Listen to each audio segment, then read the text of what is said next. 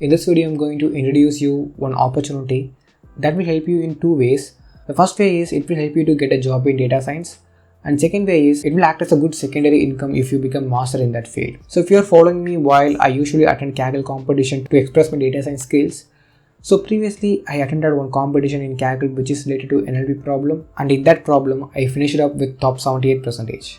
And now I enrolled in new competition which is recommendation problem. I'm working on this competition seriously now, and the interesting thing about this competition is if you generate a good recommendation algorithm based on their description, you will get a reward of $50,000 from this competition.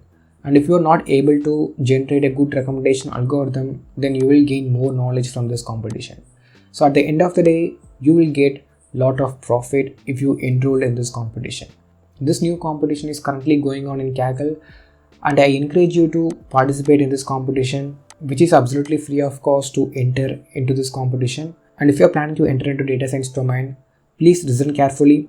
So why I am pushing you to Kaggle means now the requirement trend is changed. And if you want to enter into any field, you must have to contribute a lot in that domain. This is a recent trend over in a job requirement process.